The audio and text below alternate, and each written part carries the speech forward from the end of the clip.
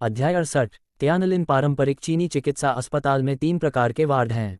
एक सामान्य वार्ड है जिसमें प्रत्येक कमरे में कम से कम 4 और अधिकतम 12 बिस्तर होते हैं। एक एकल कमरा भी है जिसकी स्थिति सामान्य वार्ड जैसी ही है। अंतर यह है कि रोगियों और उनके परिवारों के लिए केवल 2 वार्ड हैं। विशेष देखभाल भी उपलब्ध है। कमरे न केवल विशाल हैं बल्कि अलग अलग बाथरूम और सभी प्रकार की उपचार सुविधाओं से भी सुसज्जित हैं। रणवीर चौहान के रूप में उन्हें स्वाभाविक रूप से विशेष सुरक्षा सौंपी गई थी। इस समय रणवीर चौहान अस्पताल के बिस्तर पर लेटे हुए अपने छात्र करण, जो उस समय तियानलिन शहर सुरक्षा ब्यूरो के उपनिदेशक थे, के साथ बातचीत कर रहे थे। गुरुजी, 3 दिन हो गए हैं और आपकी बीमारी का अभी तक निदान नहीं हुआ है। मेरी राय में हमें प्रांत जाना चाहिए या बीजिंग लौट जाना चाहिए। करण ने चिंता से रणवीर चौहान को देखा। वह एक उत्कृष्ट छात्र हैं जिन्होंने येनचिंग विश्वविद्यालय के विधि विभाग से स्नातक किया है। रणवीर चौहान ने 1 साल तक येनचिंग विश्वविद्यालय में विजिटिंग प्रोफेसर के रूप में काम किया था और उसी दौरान दोनों की मुलाकात हुई थी। यह एक पुरानी समस्या है। अगर आप इसका पता नहीं लगा सकते तो वहां जाना बेकार है। बीजिंग लौटने पर आपको प्रमुख को परेशान करना पड़ेगा। रणवीर चौहान ने सिर हिलाया। उन्हें 4-5 सालों से खून की खांसी हो रही थी। जब वे राजधानी में थे तो राष्ट्राध्यक्ष ने उनकी परवाह की थी, लेकिन कई जांचों के बाद भी कोई समस्या नहीं पाई गई। अगर यह बीमारी न होती तो रणवीर चौहान कुछ और साल काम करने की योजना बनाते। अगर आप देश के लिए ज्यादा योगदान देते तो इतनी जल्दी पीछे नहीं हटते।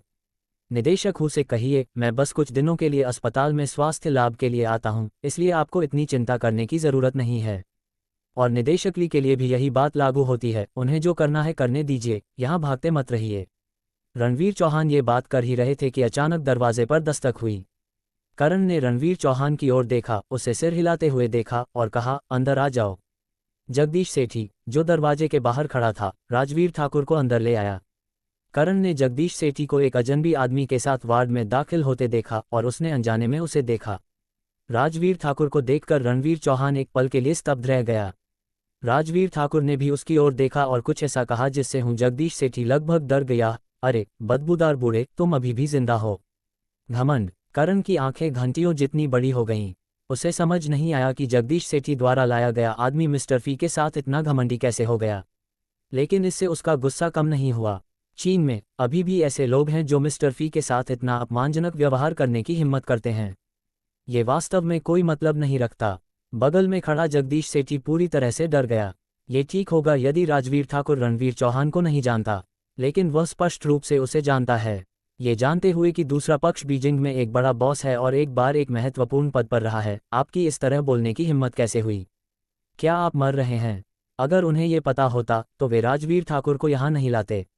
हालांकि न तो करण और न ही जगदीश सेठी ने उम्मीद की थी कि जब रणवीर चौहान ने अस्पताल के बिस्तर पर यह सुना तो न केवल वह क्रोधित नहीं हुआ, बल्कि उसने असहाय होकर कहा, तुम बच्चे हो, मैं भी तुम्हारा सबसे बड़ा भाई हूँ, इसलिए तुम बोलते समय विनम्र नहीं हो सकते। बड़ा भाई। जगदीश सेठी और करण ने एक दूसरे को देखा, दोनों ही भ्रमित थे। यहाँ क्या हो रहा है? रणवीर चौहान फिलहाल वास्तव में एक युवक के सामने उसे सबसे बड़ा भाई कह रहे हैं। दोनों के बीच उम्र का अंतर कम से कम 3 से 40 साल का लगता है, इसलिए उन्हें भाई कैसे कहा जा सकता है? सबसे महत्वपूर्ण बात रणवीर चौहान का रवैया है। वह थोड़ा विनम्र क्यों महसूस करता है? हम भाई हैं जिनके सिर जमीन पर हैं।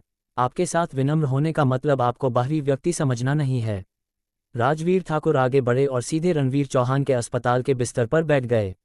वह और रणवीर चौहान एक दूसरे से परिचित थे, चंपा के खिलाफ लड़ाई से ही। उस समय स्थिति गंभीर थी और राजवीर ठाकुर केवल एक बख्तरबंद सैनिकों का नेतृत्व करके चंपा साम्राज्य की मजबूत सेना का सामना कर सकते थे। ये लड़ाई बेहद खतरनाक थी। भले ही राजवीर ठाकुर युद्ध के मैदान में अजेय हों, उनके जीतने की कोई संभावना नहीं है। आखिरकार दोनों पक्षों की ताकत बहुत अलग है। ये स्थिति ऊपर भी ज्ञात है, लेकिन कोई रास्ता नहीं है। ये लड़ाई लड़ी जानी चाहिए, क्योंकि एक बार वे पीछे हट गए तो उत्तरी सीमा की रक्षा में एक छेद खुल जाएगा। ये एक की एक सेना है। एक बार सीमा पर खाई खुल गई तो परिणाम विनाशकारी होंगे। सैनिकों को प्रोत्साहित करने के लिए वरिष्ठों ने विशेष रूप से रणवीर चौहान को पवित्र इच्छा व्यक्त करने के लिए भेजा। प्रत्येक व्यक्ति को 1000 युआन का बोनस दिया और गारंटी दी कि इस लड़ाई में जीत या हार की परवाह किए बिना सभी लगातार 3 स्तरों पर अपग्रेड किया गया। पवित्र इच्छा व्यक्त करने के बाद छोटा बूढ़ा वापस नहीं गया, बल्कि अभियान पर सैनिकों के साथ रहने के लिए रुका रहा। उस समय रणवीर चौहान पहले से ही बीजिंग में एक महत्वपूर्ण पद पर थे। एक बार जब वह अग्रिम पंक्ति में गए तो अगर कुछ हुआ तो परिणाम गंभीर होंगे। राजवीर ठाकुर पहले तो किसी भी बात से सहमत नहीं थे, लेकिन फिर छोटे बूढ़े ने कुछ ऐसा कहा जिसने उन्हें भावुक कर दिया। रणवीर चौहान ने कहा, हम सभी चीन के बेटे और बेटियां हैं। हालांकि मैं, रणवीर चौहान, आपसे छोटा नहीं हूं, फिर भी मैं मातृभूमि के लिए अपना जीवन और रक्त बलिदान करने को तैयार हूं। मैं आज देश के प्रमुख की ओर से यहाँ हूं और मेरे सभी कार्य देश के प्रमुख का प्रतिनिधित्व करते हैं। अगर मैं इस छोटे से देश के अहंकार को नहीं मिटाता तो मैं बीजिंग वापस न लौटने की कसम खाता हूं। राजवीर ठाकुर को एहसास हो गया था कि रणवीर चौहान सिर्फ बातें नहीं कर रहा था, बल्कि उनके साथ जीने मरने का इरादा रखता था, और इस बार वापस जाने का उसका कोई इरादा नहीं था। इसके बाद जो हुआ वह दुनिया को चौंका देने वाला था। राजवीर ठाकुर ने घुड़सवार सेना का नेतृत्व किया और चंपा साम्राज्य की मजबूत सेना को हरा दिया। युद्ध उत्सव के बाद राजवीर ठाकुर और रणवीर चौहान दोनों ने बहुत ज्यादा शराब पी ली और दोनों ने गलती से पीले कागज जलाकर श्रद्धांजलि अर्पित कर दी। होश में आने के बाद राजवीर ठाकुर को बहुत पछतावा हुआ। रणवीर चौहान उससे 30 साल से ज्यादा बड़ा था और दोनों ने एक ही साल में पैदा होने की बजाय एक ही साल में मरने की कसम खा ली। ये बहुत ही अव्यावहारिक था। उस दिन के बाद से जब भी हम दोबारा मिले, राजवीर ठाकुर ने उसे शायद ही कभी बड़ा भाई कहा और आमतौर पर उसे बूढ़ा कहा। अस्पताल के बिस्तर पर बैठे राजवीर ठाकुर ने विनम्रता नहीं दिखाई और सीधे रणवीर चौहान का हाथ पकड़ लिया और उसकी नब्ज देखने लगा। बकवास, तुमने कब डॉक्टर से मिलना सीखो? रणवीर चौहान ने ये देखकर अर्थपूर्ण ढंग से पूछा। उसने राजवीर ठाकुर को पहले कभी किसी का इलाज करते नहीं देखा था, इसलिए उसे नहीं पता था कि राजवीर ठाकुर के पास अद्भुत चिकित्सा कौशल है। चुप रहो, राजवीर ठाकुर ने उसे घूरा और उसे अभी न बोलने का इशारा किया। जब रणवीर चौहान ने यह सुना तो उसने तुरंत अपना मुंह बंद कर लिया। करण हक्का बक्का रह गया। वह, एक शिक्षक जिसने देश के मुखिया के सामने मेज पटकने की हिम्मत की, इस आदमी के सामने एक जवान युवक जैसा आज्ञाकारी कैसे हो सकता है? राजवीर ठाकुर ने उसकी नब्ज टटोलते ही भौहें सिकोड़ लीं। उसने मुंह खोला और पूछा, पिछले कुछ सालों में क्या तुम्हें कभी कभी सीने में जकड़न और सांस फूलने जैसी तकलीफ हुई है और खांसते समय तुम्हारा दिल इतना दुखता है?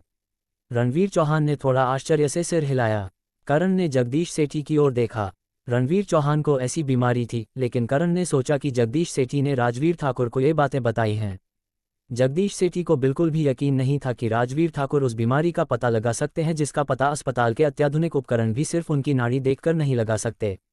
करण की सवालिया निगाहों को महसूस करते हुए जगदीश सेठी ने झट से अपना सिर हिला दिया। वह राजवीर ठाकुर को एक चमत्कारी डॉक्टर बताने ही वाले थे कि उन्होंने राजवीर ठाकुर को उनसे पूछते सुना, डायरेक्टर हुप, जरा कुछ शराब तैयार करो। अध्याय 69। अस्पताल में और कुछ हो न हो, लेकिन एंटीवायरस टूल के तौर पर शराब काफ़ी है। हालांकि जगदीश सेठी को नहीं पता था कि राजवीर ठाकुर क्या करने वाला है। उसने कोई सवाल नहीं पूछा और जल्दी से शराब तैयार करने लगा। ये देखकर करण भी बाहर आ गया। निर्देशक हूँ, इस युवक की पृष्ठभूमि क्या है? करण राठौर राजवीर ठाकुर के गुणों और क्षमताओं के बारे में जानने के लिए वाकई उत्सुक था और उसने खुद को मिस्टर फी का साला बताया। अगर मेरा अनुमान सही है तो वह बेदो चीन के चिकित्सा उद्योग के ताइशान चमत्कारी डॉक्टर हरिनाथ प्रसाद का प्रत्यक्ष शिष्य होना चाहिए। जगदीश सेठी ने कुछ नहीं छिपाया और राजवीर ठाकुर की पहचान बता दी जो वह जानता था। उसने अनुमान लगाने की वजह यह बताई कि राजवीर ठाकुर नर्क की 13 सुइयां कर सकता था, लेकिन जगदीश सेठी चमत्कारी डॉक्टर हरिनाथ प्रसाद के साथ उसके खास रिश्ते के बारे में नहीं जानता था। मैंने दिव्य डॉक्टर सुन के बारे में सुना है। करण राठौर थोड़ा उलझन में था। वह समझ सकता था कि हरिनाथ प्रसाद और मिस्टर फी भाई थे। हरिनाथ प्रसाद का एक साधारण शिष्य कैसे योग्य हो सकता है?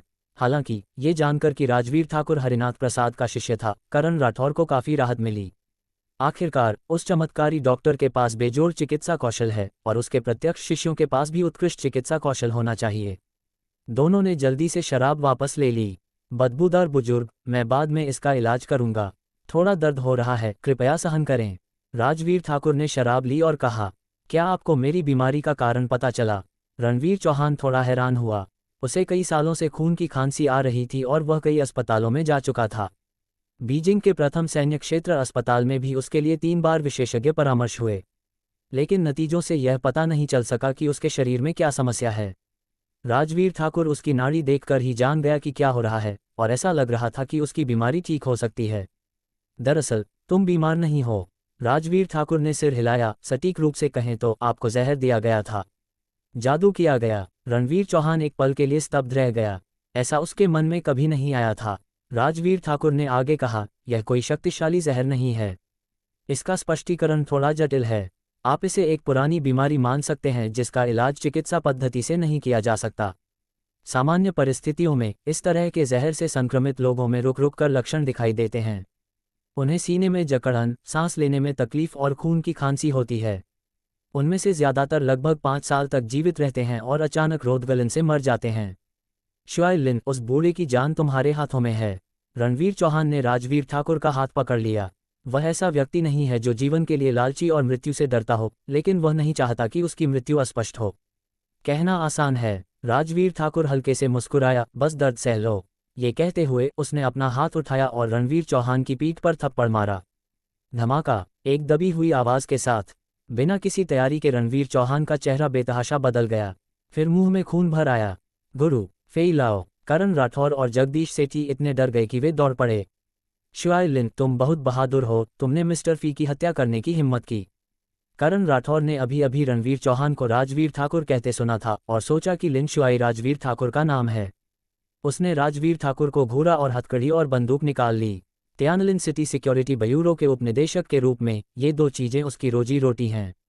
दबियाओ, असभ्य मत बनो। ये देखकर रणवीर चौहान ने जल्दी से करण राठौर को रोकने के लिए कहा।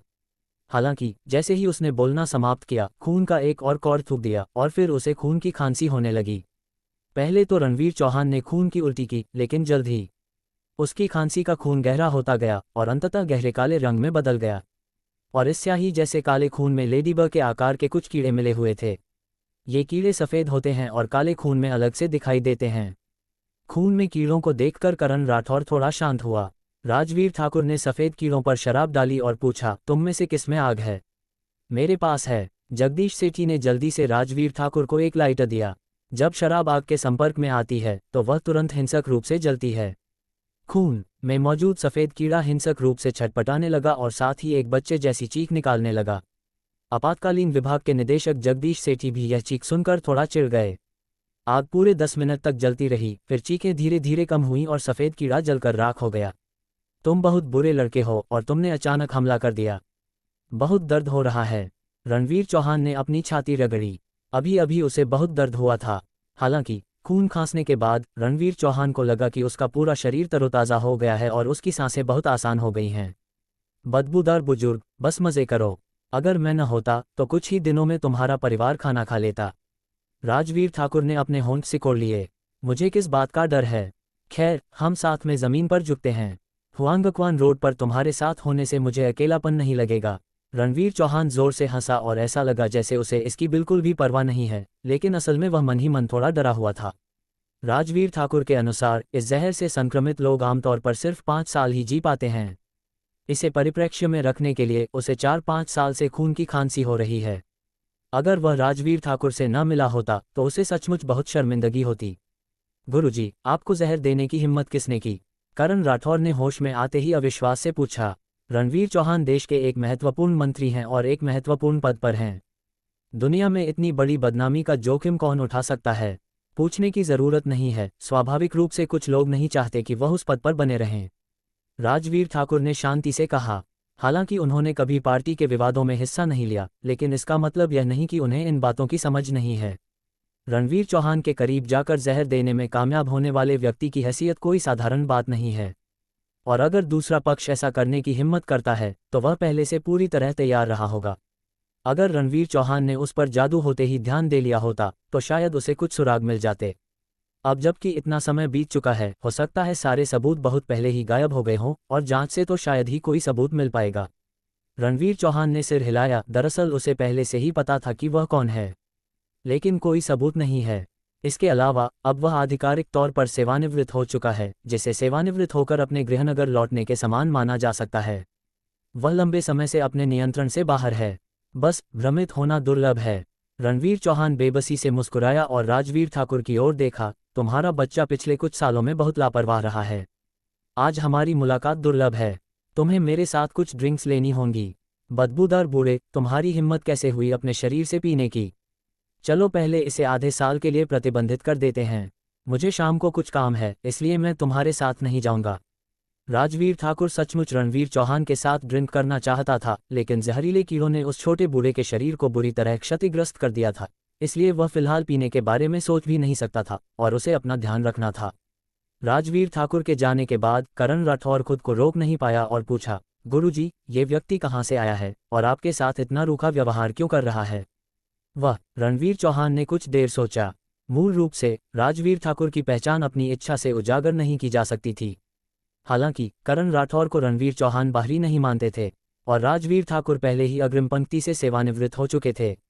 इसलिए उन्होंने कहा, वह उत्तरी क्षेत्र के पूर्व सैन्य नेता हैं, युद्ध के अपराजित देवता की उपाधि, जावा की 30 मजबूत सेना को नष्ट करें।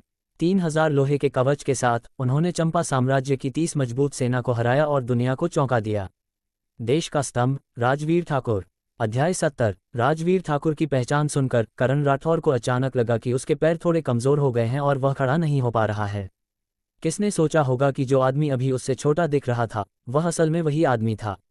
अगर वह वही आदमी होता तो उसे रणवीर चौहान का साला कहना कोई आश्चर्य की बात नहीं होती। हास्यास्पद बात यह है कि अभी अभी उसने उस आदमी को काबू में करने के लिए हथकड़ी और बंदूक निकाल ली थी। गुरुजी, मैंने अभी अभी लिन शुआई, मिस्टर लिन का अनादर किया था, क्या वह मुझे दोषी ठहराएंगे? करण राठौर ने घबराकर कहा। हालांकि वह रणवीर चौहान और फेई लाओ को जानता था, फिर भी वह आज जहां है वहां अपने कदमों की बदौलत पहुंच पाया है। करण राठौर के लिए सालों का व्यापार आसान नहीं रहा, लेकिन आज उसने सचमुच इस आदमी को नाराज कर दिया। अगर उसने सचमुच इस आदमी को कुछ शब्दों से नाराज कर दिया तो सुरक्षा ब्यूरो के उपनिदेशक उसे शायद कक्षा के बाद घर जाना पड़ेगा। चिंता मत करो, लिन शुआई बहुत सहनशील है, रणवीर चौहान ने मुस्कुराते हुए कहा। मैं तुम्हें उसकी पहचान इसलिए बता रहा हूं क्योंकि तुम्हारा और मेरा गुरु और शिष्य होना व्यर्थ नहीं है। अगर तुम उसके करीब आ सको तो तुम्हारे भविष्य के विकास में बहुत मदद मिलेगी। गुरुजी, मुझे पता है, आपके सहयोग के लिए शुक्रिया। करण राठौर यह सुनकर थोड़ा उत्साहित हुआ। अगर वह सचमुच इस आदमी से दोस्ती कर लेता है तो करण राठौर भविष्य में जरूर बड़ी उपलब्धियां हासिल करेगा। रणवीर चौहान ने सिर हिलाया, एक पल सोचा और करण राठौर को याद दिलाया, शुआई लिन लोगों के साथ ईमानदारी से पेश आना पसंद करता है। अगर तुम मुझसे दोस्ती करना चाहते हो तो कोई चालाकी मत करो। और हालांकि वह अब अग्रिम पंक्ति में नहीं है, फिर भी तुम उसकी पहचान यूं ही जाहिर नहीं कर सकते, क्या तुम समझ रहे हो? समझ गया गुरुजी, करण राठौर ने गंभीरता से सिर हिलाया। राजवीर ठाकुर रणवीर चौहान के वार्ड से बाहर आ गया। दूसरी ओर प्रभा सिंह ने कनिका राठौर की देखभाल का भी प्रबंध किया और रूही सिंह उसकी देखभाल के लिए अस्पताल में ही रहीं। उसी समय राजवीर ठाकुर को प्रभा सिंह से कनिका राठौर की आत्महत्या का कारण भी पता चला। उनका परिवार बहुत ही पितृसत्तात्मक है और कनिका राठौर को इंसान नहीं मानता। उन्होंने बचपन से ही उसके मन में ये धारणा बिठा दी थी कि पुरुष महिलाओं से श्रेष्ठ हैं, जिससे वह हर चीज में अपने छोटे भाई को प्राथमिकता देती थी। झांग परिवार में विश्वा राठौर के शब्द कनिका राठौर के लिए एक सख्त आदेश थे। उसे न केवल विश्वा राठौर के दैनिक जीवन का ध्यान रखना पड़ता था, बल्कि अपनी सारी कमाई विश्वा राठौर पर खर्च भी करनी पड़ती थी। वह हर महीने जीवन यापन के लिए केवल 500 युआन ही रख पाती थी। जहां तक कनिका राठौर की डॉक्टरेट की डिग्री का सवाल है, उसका उसके माता पिता से कोई लेना देना नहीं है, क्योंकि उन्होंने कनिका राठौर को कभी एक पैसा भी ट्यूशन फीस नहीं दी। कनिका राठौर स्कूल जा पाती थी क्योंकि शुभचिंतकों के दान के अलावा अधिकांश ट्यूशन फीस गुप्त रूप से छोटे मोटे काम करके अर्जित की जाती थी। कनिका राठौर के लिए आखिरी तिनका तब आया जब उसके माता पिता ने कनिका राठौर को उसके भाई की शादी के लिए घर खरीदने के लिए 100 मिलियन खर्च करने पर मजबूर किया। अगर वह पैसे नहीं देती तो वह 50 साल के किसी बूढ़े आदमी से शादी कर लेती। लेकिन असल में कनिका राठौर की सारी कमाई उसके भाई को दे दी गई थी और वह 100 मिलियन बिल्कुल भी खर्च नहीं कर सकती थी। इसलिए वह कुछ देर तक इसके बारे में सोच ही नहीं पाए और दवा पीकर आत्महत्या करने की योजना बना ली। जब प्रभा सिंह ने इस बारे में बात की तो उसके हाथ गुस्से से कांप रहे थे। मैंने पहले कभी ऐसे माता पिता नहीं देखे, वे कितने कृतघ्न हैं, मैंने तुम्हें अभी देखा है। राजवीर ठाकुर का मिजाज बहुत ज्यादा नहीं बदलता था। उसने इंसानी स्वभाव के बारे में बहुत कुछ देखा है। अगर कनिका राठौर दुख के सागर से बचना चाहती है तो उसे एक मजबूत आदमी की तरह अपनी कलाई काटने का दृढ़ संकल्प होना चाहिए, वरना वह कभी नहीं बच पाएगी। खैर, मैं आज सचमुच तुम्हारा शुक्रिया अदा करना चाहती हूँ। मैं तुम्हें रात के खाने पर दावत दूंगी, प्रभा सिंह ने कृतज्ञता से कहा। अगर राजवीर ठाकुर ने कनिका राठौर को नहीं बचाया होता तो ये समझाना नामुमकिन होता कि कनिका राठौर ने आत्महत्या क्यों की। समय आने पर झांग बेंचू और विश्वा राठौर अपने दुष्ट चरित्र के कारण उसे जरूर ब्लैकमेल करेंगे। इससे भी बुरी बात यह है कि अगर यह बात बाहर निकल गई तो जुगे फार्मास्यूटिकल जरूर इस मामले का इस्तेमाल बड़ा बखेड़ा खड़ा करने और वानहुआ फार्मास्यूटिकल पर हमला करने के लिए करेगा। तब तक ये वानहुआ फार्मास्यूटिकल के लिए एक बड़ा संकट बन सकता है। प्रभा सिंह जितना ज्यादा राजवीर ठाकुर को देखती उतना ही उसे वह आकर्षक लगता और वह उसकी थोड़ी प्रशंसा भी करती। इशिता सिंह ऐसे असाधारण व्यक्ति पर ध्यान कैसे नहीं दे सकती थी। ऐसा लगता है कि उनका साथ होना ही तय था। इशिता सिंह इतने अच्छे व्यक्ति की कद्र करना नहीं जानती थी और वह उसे खोना नहीं चाहती थी। कैसा हो कि हम फ्रेंच खाना खाएं, फिर खाने के बाद कोई फिल्म देखें। प्रभा सिंह ने आज रात के लिए डेट की तैयारी शुरू कर दी है। आज रात नहीं, मुझे कुछ और काम है, चलो किसी और दिन कोशिश करते हैं। प्रभा सिंह की बात पूरी होने से पहले ही राजवीर ठाकुर ने मना कर दिया। उसने हाथ हिलाया और एक टैक्सी बुलाई। राजवीर ठाकुर को कार में जाते देख प्रभा सिंह को होश में आने में काफी समय लगा। मर गया राजवीर ठाकुर, बदबूदार राजवीर ठाकुर, सीधा सादा आदमी। प्रभा सिंह ने अपना असंतोष जाहिर करने के लिए मुंह बनाया। फिर वह फिर से हंसा, मुस्कुराया और सिर हिलाया। वह कब से छोटी बच्ची जैसी हो गई। हालांकि वह अभी भी थोड़ी नाखुश थी। आखिरकार ये पहली बार था जब उसने किसी पुरुष को बिजनेस की बातों के अलावा अपने साथ डिनर पर बुलाया था। दूसरे तो इसके लिए पूछ भी नहीं सकते। राजवीर ठाकुर को स्वाभाविक रूप से समझ नहीं आया कि प्रभा सिंह उस समय क्या सोच रही थी। वह सम्राट अमर महल में वापस आया और अपने कपड़े बदले, जिनमें से अस्पताल के कीटाणुनाशक की गंध आ रही थी। कुछ ही देर बाद बाहर दरवाजे की घंटी बजी। तान्या राठौर ने आज रात हल्के नीले रंग की ट्यूब टॉप ड्रेस पहनी थी, जिसमें पाउडर और गुलाबी रंग का हल्का सा स्पर्श था, और उसका चेहरा हमेशा की तरह बेहद खूबसूरत था। उसकी कोमल गोरी गर्दन पर मोतियों की एक माला थी, जिससे एक हल्का सा प्रभामंडल बन रहा था, और वह और भी ज्यादा गुलाबी लग रही थी। वह साधारण लग रही थी। जाहिर है उसने बहुत सोच समझकर कपड़े पहने थे। हालांकि राजवीर ठाकुर की नज़र उस पर नहीं पड़ी। उसे 2 बार देखने के बाद उसने पीछे मुड़कर पूछा, तुम्हारी कार कहाँ है? हालांकि तान्या राठौर को ऐसा लग रहा था जैसे उसने हल्का सा ही मेकअप किया हो, लेकिन इस तरह के परिधान, कपड़ों के चुनाव से लेकर एक्सेसरीज के मिलान तक, और यहाँ तक कि उसके चेहरे के मेकअप को भी ध्यान से चुनने और डिज़ाइन करने में उसे पूरी दोपहर लग गई। मुझे लगा था कि राजवीर ठाकुर उसकी खूबसूरत ड्रेस देखकर दंग रह जाएगी और उससे प्यार करने लगेगी, लेकिन अचानक उस आदमी ने बस उसे देखा और उसे जरा भी परवाह नहीं की। इसके बजाय वह उसकी कार के बारे में चिंतित हो गया। वह इतनी खूबसूरत महिला है जो उससे प्यार करती है, वह कार से बदतर कैसे हो सकती है? मैंने यहाँ गाड़ी नहीं चलाई, बस अपनी गाड़ी ले जाओ, तान्या राठौर ने अच्छी आवाज में लेकिन गुस्से से कहा। क्या तुम मेरी गाड़ी लेना चाहोगे? राजवीर ठाकुर हिचकिचाया। तान्या राठौर ने यह देखा और अवचेतन रूप से कहा, मुझे मत बताओ, तुम्हारे पास कार नहीं है। तान्या राठौर को यकीन नहीं हुआ कि राजवीर ठाकुर सम्राट के अमर महल में बिना कार के रहते हैं। हाँ है, लेकिन मैंने इसे कभी नहीं चलाया और मुझे नहीं पता कि मैं इसे चला पाऊंगा या नहीं। राजवीर ठाकुर जानता था कि सम्राट अमर महल के गराज में कई कारें खड़ी हैं, लेकिन उसने कभी एक भी नहीं चलाई थी। ऐसा नहीं है कि वह इसे नहीं चला सकता, लेकिन राजवीर ठाकुर को लगता है कि इसे चलाना किसी फील्ड टैंक या लड़ाकू विमान चलाने जितना आनंददायक नहीं है। चलो एक नज़र डालते हैं। तान्या राठौर को याद आया कि उसे राजवीर ठाकुर की बातों की परवाह नहीं थी। उसे लगा कि राजवीर ठाकुर ने ऐसा इसलिए कहा क्योंकि गराज में ज्यादा अच्छी कारें नहीं थीं। अगर ऐसा है तो वह अपने परिवार की कुछ लग्जरी कारें लाकर राजवीर ठाकुर को दे सकती है। यही सोचकर तान्या राठौर राजवीर ठाकुर के पीछे पीछे सम्राट अमर महल के गैराज तक गई। अंदर घुसते ही तान्या राठौर दंग रह गई। उसने क्या देखा? अध्याय 71। सम्राट अमर महल के गैराज में पहुंचकर तान्या राठौर हक्की बक्की रह गई। उसने क्या देखा? हर जगह लग्जरी कारें हैं, यहाँ तक कि सीमित संस्करण वाली लग्जरी कारें भी, जैसे Bugatti Veyron, McLaren P1, Koenigsegg CRR, Apollo sun god, Ferrari LaFerrari वगैरह। तान्या राठौर को और भी ज्यादा हैरानी इस बात की हुई कि इन लग्जरी कारों के बीच तान्या राठौर ने असल में लाइकान हाइपरस्पोर्ट देखी। दुनिया में इस कार की सिर्फ 7 इकाइयाँ हैं। कार के कई हिस्से टाइटेनियम मिश्र धातु और कार्बन फाइबर सामग्री से बने हैं। हेडलाइट्स में हीरे की परत चढ़ी LED हेडलाइट्स का इस्तेमाल किया गया है और सीटों को सोने के धागे से सिल दिया गया है। मैंने सुना है कि अगर आप ये कार खरीदेंगे तो आपको उपहार में 120 मिलियन साइज इक्लिप्सी की एक कस्टमाइज्ड घड़ी मिलेगी। क्या ये सच है? तान्या राठौर चमकती आंखों से कार के चारों ओर घूमी। हालांकि वह एक लड़की है, लेकिन बचपन से ही उसे विभिन्न स्पोर्ट्स कारों में बेहद दिलचस्पी रही है। उसने इस लाइकान हाइपरस्पोर्ट का मालिक बनने का सपना देखा था, लेकिन अफसोस की बात है कि उसके पिता उसके लिए कार खरीदने के लिए 7,000 मिलियन युआन से ज्यादा खर्च नहीं कर सके। इसके अलावा अगर मैंने उसे खरीदने का वादा भी किया होता तो भी मैं उसे नहीं खरीद पाता। एक घड़ी है। ये कहने के बाद राजवीर ठाकुर ने सोचा, लेकिन ये बहुत बदसूरत है। मैं भूल गया कि मैंने इसे कहाँ छोड़ा था। सम्राट अमर महल के गराज में कुछ लग्जरी कारें अभिजीत खुराना द्वारा सम्राट अमर महल खरीदते समय लाई गई थीं और कुछ अनामिका राठौर की ओर से राजवीर ठाकुर को उपहार थीं, जिनमें ये लाइकान हाइपरस्पोर्ट भी शामिल है। कार के साथ आई घड़ी के बारे में राजवीर ठाकुर को सचमुच याद नहीं आ रहा था कि उसने उसे कहाँ फेंका था।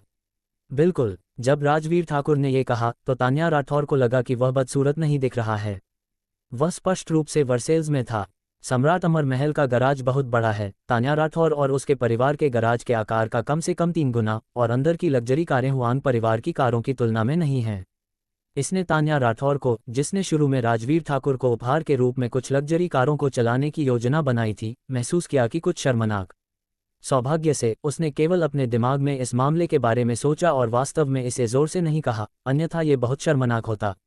हे भगवान, क्या ये लैम्बोर्गिनी जहर नहीं है? तान्या राठौर ने मूल रूप से सोचा था कि गराज में सबसे भयानक कार लाइकान हाइपरस्पोर्ट थी। उसने कभी नहीं सोचा था कि एक लैम्बोर्गिनी जहर पूरे गराज में सबसे अगोचर जगह पर खड़ी थी। जहर को लैम्बोर्गिनी ने अपनी कंपनी की 50वीं वर्षगांठ मनाने के लिए जारी किया था। ऐसा लगता है कि लाइकान हाइपरस्पोर्ट्स की संख्या 7 की तुलना में लगभग दोगुनी है, लेकिन वास्तव में पॉइजन के 2 संस्करण हैं, परिवर्तनीय और गैर परिवर्तनीय दोनों। इनमें से नॉन कन्वर्टिबल संस्करण सबसे दुर्लभ है। दुनिया में इसके केवल 3 उदाहरण हैं। सफ़ेद संस्करण, लाल संस्करण और हरा संस्करण हैं। राजवीर ठाकुर की लैम्बोर्गिनी पॉइजन इन तीनों कारों में से लाल संस्करण है। चलो आज रात इस कार को चलाते हैं। तान्या राठौर थोड़ा उत्साहित हुआ। यह जहर है। दुनिया में सिर्फ 3 और सिर्फ लाल जहर हैं। उसकी पसंदीदा स्पोर्ट्स कार, कोई अपवाद नहीं। ठीक है, राजवीर ठाकुर ने सिर हिलाया। वह तान्या राठौर के उत्साह को साफ महसूस कर सकता था, लेकिन उसे समझ नहीं आया। अगर यह सिर्फ एक स्पोर्ट्स कार नहीं है तो इसमें उत्साहित होने की क्या बात है? क्या आप मुझे चलाने देंगे? तान्या राठौर ने उम्मीद भरी नज़रों से राजवीर ठाकुर की ओर देखा। जैसा आप चाहें। राजवीर ठाकुर बहुत खुश हुआ जब कोई मुफ्त में ड्राइवर बन गया। लेकिन उसने तान्या राठौर की ऊंची एड़ी की सैंडल पर नज़र डाली और पूछा, क्या आपके लिए ड्राइव करना सुविधाजनक है? सुविधाजनक, बहुत सुविधाजनक। तान्या राठौर ने तुरंत अपनी ऊंची एड़ी के जूते उतार दिए। उनके गोरे पैर ठंडी जमीन पर पड़ रहे थे, जाहिर तौर पर असहज। इस लैम्बोर्गिनी पॉइजन का अनुभव करने के लिए, जिसकी दुनिया में केवल 3 इकाइयां हैं, उसने अपनी छवि की परवाह नहीं की। जब राजवीर ठाकुर ने यह देखा तो वह बस उसे जल्दी से कार में बैठने के लिए कह सका।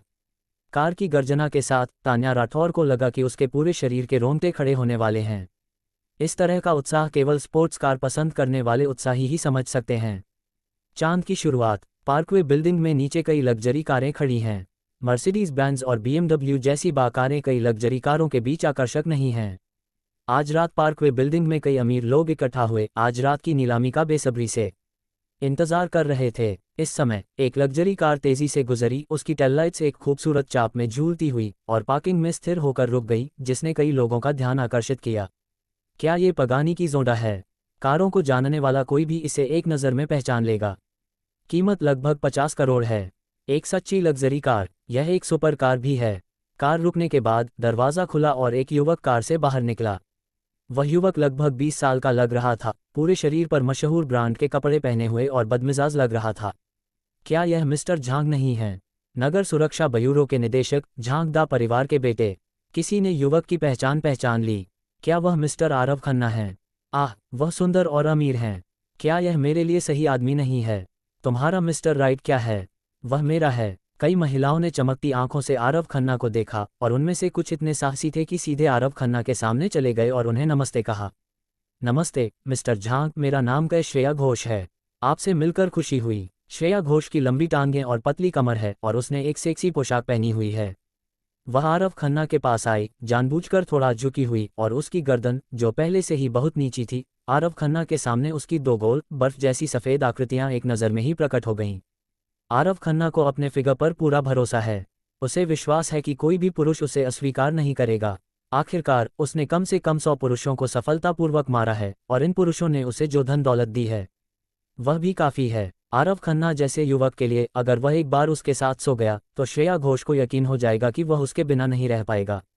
और हाँ, जब आरव खन्ना ने श्रेया घोष को सेक्सी कपड़े पहने देखा, खासकर उन 2 गोल अंकोशों को जो दूसरे पक्ष ने उसे दिखाए थे, तो उसकी आंखें चमक उठीं।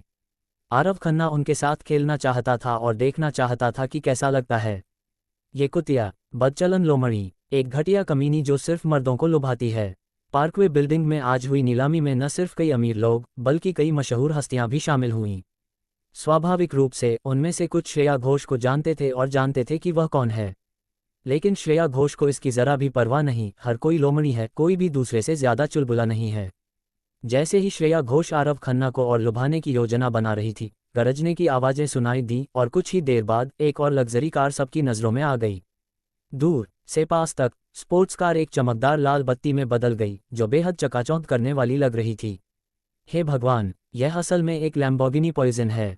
किसी ने स्पोर्ट्स कार का नाम लिया, जिससे तुरंत ही विस्मय की लहर दौड़ गई। जहर ही नहीं बल्कि असली लाल जहर भी। मुझे याद है कि इस कार की कीमत लगभग 50 करोड़ लगती है, जो मिस्टर झांग की पगानी जोंडा के बराबर है।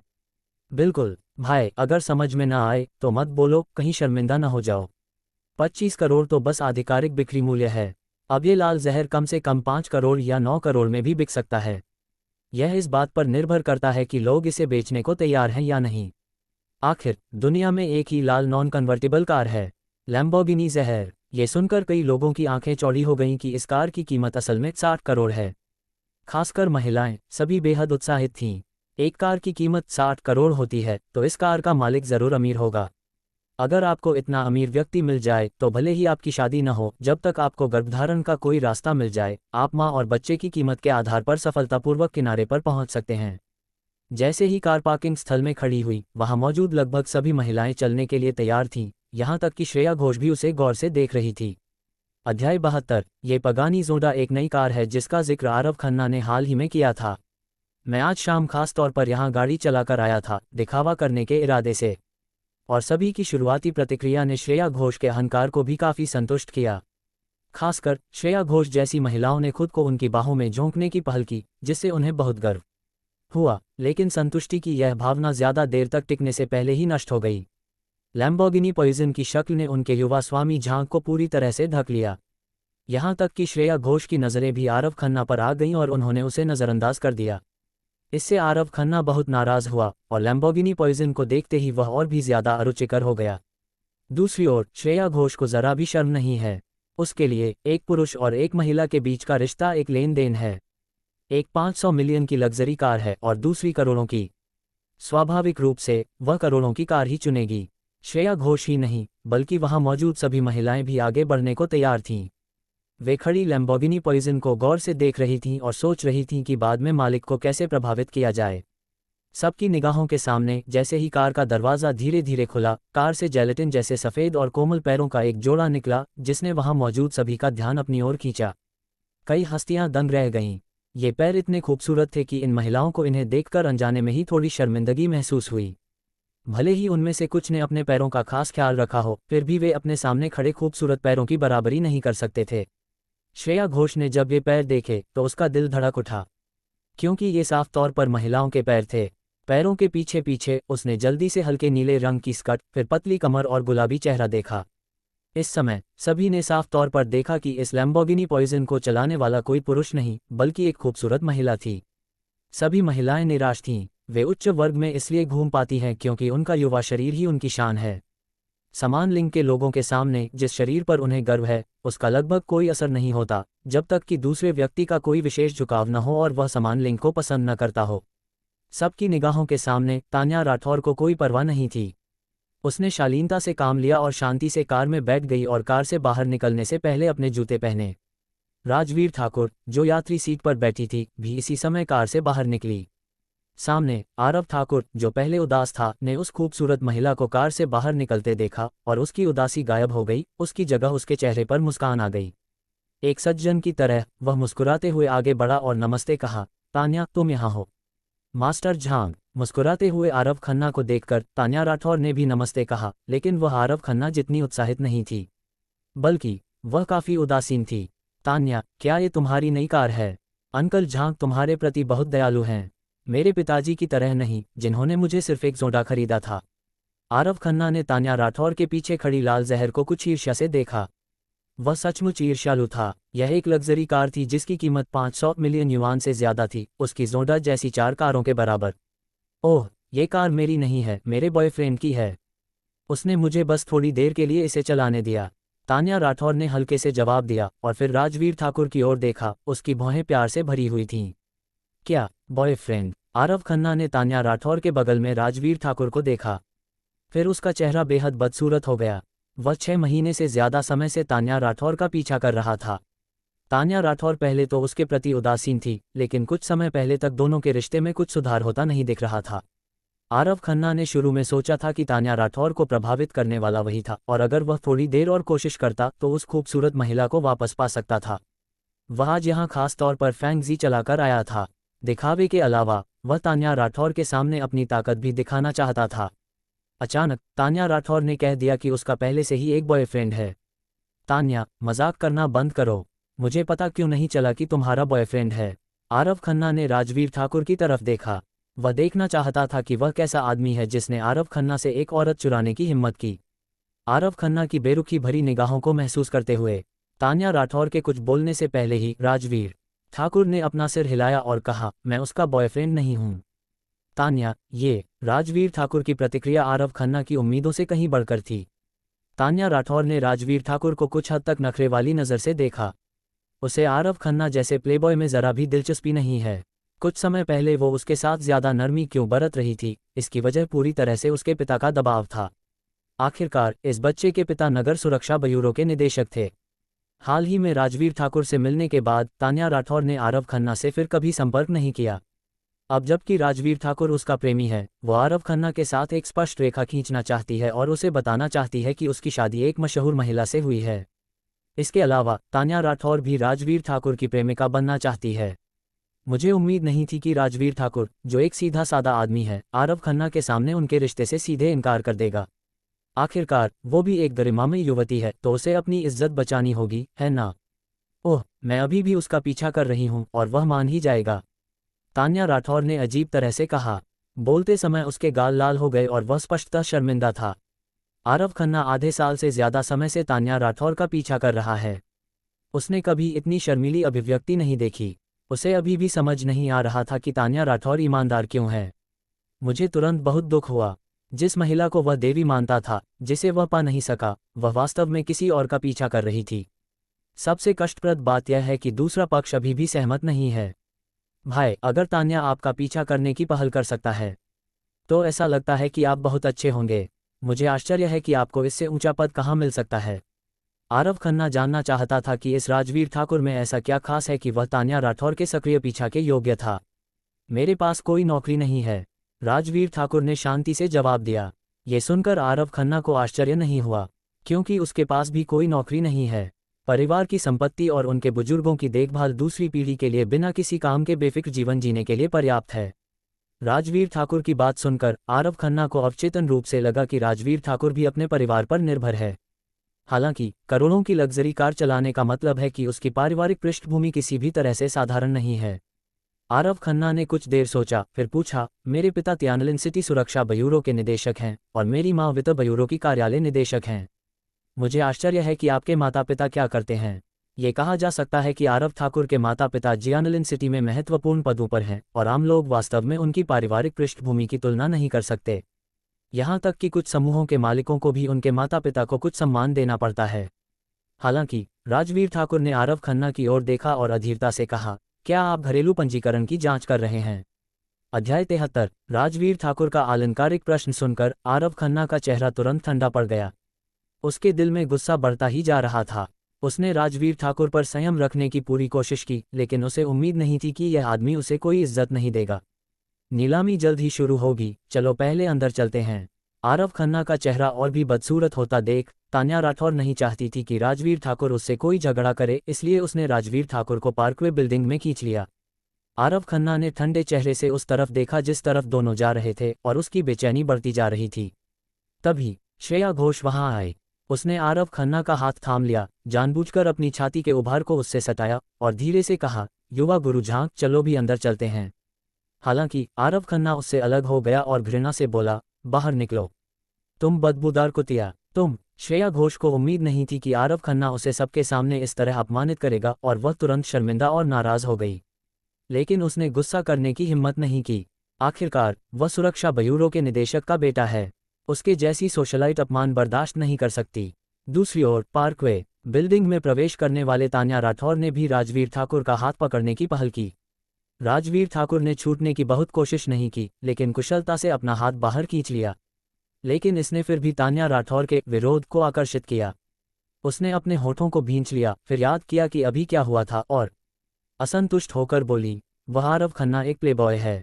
वह आधे साल से ज्यादा समय से मेरा पीछा कर रहा है और इसने मुझे बहुत परेशान कर दिया है। तुमने अभी मेरा साथ क्यों नहीं दिया? मैं तुम्हारी ढाल नहीं हूं। तान्या राठौर अवाक रह गया। वह उन पुरुषों की तरह नहीं है जो बिना काम के वीर्य के पीछे पड़े रहते हैं। जब वे किसी खूबसूरत महिला को देखते हैं तो वे स्वेच्छा से दूसरों को उसका फायदा उठाने देते हैं और उनके लिए ढाल बन जाते हैं। कैसी ढाल? मैं तो बस अपनी जांघों को सहला रहा हूं। कृपया मेरी रक्षा करें, मालिक। तान्या राठौर वास्तव में राजवीर ठाकुर का फायदा नहीं उठाना चाहता था। राजवीर ठाकुर को ये कहते देख उसने तुरंत गुस्सा करना बंद कर दिया और जल्दी से समझाया, तुम एक बड़े आदमी हो, इसलिए तुम्हें उस पर दया करनी होगी। ये सच है। राजवीर ठाकुर ने तान्या राठौर की ओर देखा और उसे इस पर कोई आपत्ति नहीं थी। आज रात की नीलामी पार्कवे बिल्डिंग की तीसरी मंजिल पर थी। दोनों कार्यक्रम स्थल पर आए और पाया कि पहले से ही कई लोग आ चुके थे। राजवीर ठाकुर ने एक परिचित को भी देखा, इशिता सिंह। इशिता सिंह ने भी जल्दी से राजवीर ठाकुर को खोज लिया और जब उसने उसे और तान्या राठौर को एक साथ देखा तो वह भौचक्की रह गई। फिर वह ये सोचने से खुद को नहीं रोक सकी कि प्रभा सिंह ने दिन में उससे क्या कहा था और वह उदास हो गई। दोनों में से किसी ने भी एक दूसरे को नमस्ते नहीं कहा। तान्या राठौर ये देखकर मन ही मन खुश हुई। ऐसा लग रहा था कि उनके बीच का रिश्ता और बिगड़ रहा है। कुछ ही देर बाद आरव खन्ना भी अंदर आ गया, लेकिन वह अकेला नहीं था। उसके बगल में कौशिक खन्ना, जान मिंगताई और तियान की समूह के कई वरिष्ठ अधिकारी थे। मैं कौशिक खन्ना और राजवीर ठाकुर से कभी नहीं मिला, इसलिए स्वाभाविक रूप से मैं उन्हें नहीं जानता, लेकिन मैं आरव खन्ना और राजवीर ठाकुर से परिचित हूँ। कार्यक्रम स्थल में प्रवेश करते ही आरव खन्ना ने राजवीर ठाकुर को भी देखा। वह अचानक क्रोधित हो गया और उसके प्लास्टर लगे हाथ में दर्द होने लगा। मास्टर झान, क्या आप इस आदमी को जानते हैं? आरव खन्ना ने ये देखकर उत्सुकता से पूछा। मैं इसे नहीं भूलूंगा, भले ही मैं राख हो जाऊं। आरव खन्ना ने ठंडी सांस ली। अगर कौशिक खन्ना वहां नहीं होता तो वह गलती करने की हिम्मत नहीं करता। अब शायद वह इसे बर्दाश्त नहीं कर पाया और राजवीर ठाकुर को सबक सिखाने के लिए दौड़ पड़ा। गुस्से ने उसे ये भी भुला दिया कि वह राजवीर ठाकुर का कोई मुकाबला नहीं कर सकता और अगर वह आगे बढ़ा तो उसे सिर्फ पीटा जाएगा। मास्टर झान, लगता है आपको इस लड़के से कोई दुश्मनी है। आरव खन्ना ने अपनी भौहें उठाई। जिंग रुई, सच कहूं तो मेरा हाथ इसी लड़के ने बनाया है। मुझे मौका मत देना, मौका मिलते ही मैं इसे मार डालूंगा। आरव खन्ना ने दांत पीसते हुए कहा, क्या इस लड़के ने तुम्हें चोट पहुंचाने की हिम्मत की? मुझे नहीं पता कि वह कहां से आया है, लेकिन उसने इतना घमंडी होने की हिम्मत कैसे की? आरव खन्ना अच्छी तरह जानता था कि आरव ठाकुर कौन है। हालांकि उसके पिता सुरक्षा ब्यूरो के निदेशक थे, फिर भी आरव ठाकुर ने उन्हें नाराज करने की हिम्मत नहीं की, क्योंकि उनका एक शक्तिशाली चचेरा भाई है और प्रांतीय नेता भी उसके पीछे खड़ा है। मूल, इस लड़के का मूल तो घटिया है। इसका नाम राजवीर ठाकुर है। यह एक सुंदर लड़का है जिसकी शादी किन परिवार में हुई है, उस कुतिया इशिता सिंह का निकम्मा पति। आरव खन्ना ने दांत पीस लिए और जब उसने यह बात बताई तो वह बेहद गुस्से में आ गया। वह आरव खन्ना तियानलिन शहर में रहता है और उसे एक ऐसा इंसान माना जा सकता है जो टेढ़ा मेढ़ा चल सकता है।